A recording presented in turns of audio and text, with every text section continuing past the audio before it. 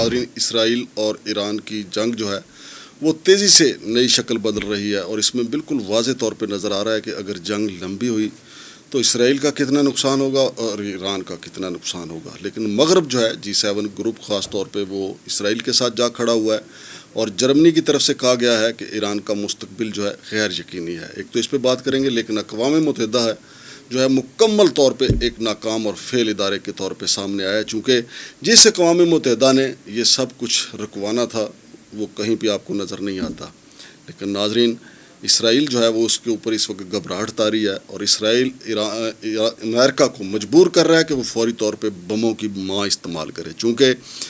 कई हज़ार टन वज़नी जो बम है, एटम बम है, वो इस वक्त अमेरिका के पास है और उसको ले जाने वाला त्यारा भी सिर्फ अमेरिका के पास है और वही इस्तेमाल कर सकता है। लेकिन ख़ुद इसराइल का अपना जो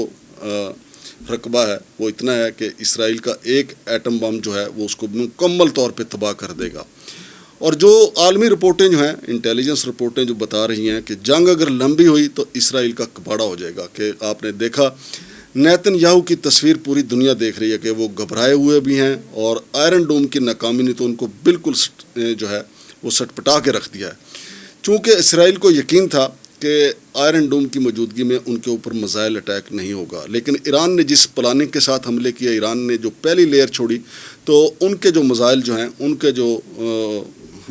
दफ़ाई निज़ाम जो था उसको रोकने में लग गया। लेकिन उसके बाद जो ईरान के मिसाइल थे अपने टारगेट पे लगे और पूरी दुनिया देख रही है, तल अबीब का हशर दुनिया देख रही है, यरूशलेम का हशर दुनिया देख रही है और कहा जा रहा है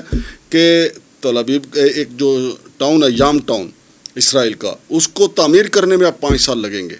इसमें कोई शक नहीं है कि ईरान ने खिलाफ तवक्को और पहला झटका लगने के बाद, जिसमें उनके इब्तदाई तौर पे जस अपने गद्दारों की वजह से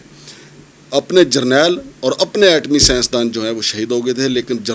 ईरान ने ज़बरदस्त कमबैक किया और उसके बाद हमले पे हमला किया। और आज जिस वक्त मैं प्रोग्राम ये कर रहा हूँ, इस वक्त भी ईरान ने 8 मिसाइल दागे हैं इसराइल के ऊपर।